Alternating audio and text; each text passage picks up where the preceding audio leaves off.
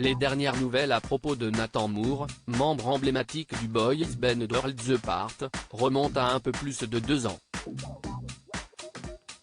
Alors qu'il essayait de revenir sur le devant de la scène après des années de galère, l'artiste avait finalement vu ses plans de comeback être balayés par l'arrivée du Covid-19.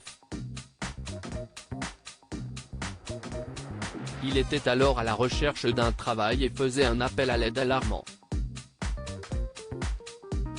Ancien chanteur qui cherche du travail, déclarait-il alors.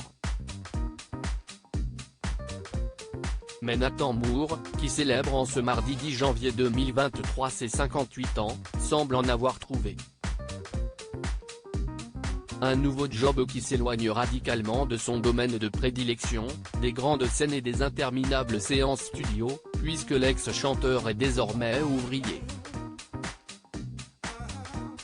Un quotidien nouveau pour lui, qu'il n'hésite pas à partager sur son compte Instagram où il est suivi par un peu plus de 5000 abonnés, voir notre diaporama. Une nouvelle qui, contrairement aux apparences, est relativement positive.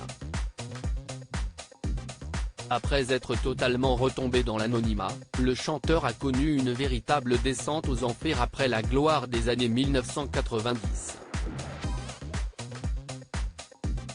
Père de famille, il s'est marié avec Donna Fischer à Majorque en septembre 2007 et a eu un enfant nommé Nico avec elle, et doit donc subvenir à leurs besoins.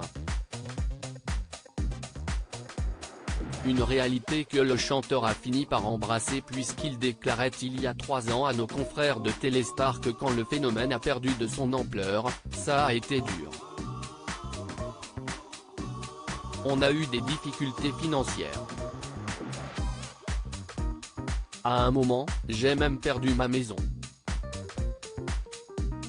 Je chante souvent pendant que je travaille, une maison qu'il pourra désormais bâtir de ses propres mains car l'artiste enchaîne les projets sur les chantiers, à en juger ses publications pleines d'autodérision sur les réseaux sociaux. Ouvrier travaillant très dur disponible à l'embauche. Malheureusement, je chante souvent pendant que je travaille, peut-on notamment lire. Aujourd'hui, Nathan Moore semble bien conscient qu'il ne renouera jamais avec le succès malheureusement éphémère qu'il a connu avec son groupe. En 2015 déjà, il avait tenté un retour en force dans la version UK de The Voice. Mais son passage s'était révélé alors être un flop retentissant, puisqu'aucun juré ne s'était retourné. Une triste tournure pour la carrière de l'acteur, mais aujourd'hui, l'essentiel est ailleurs.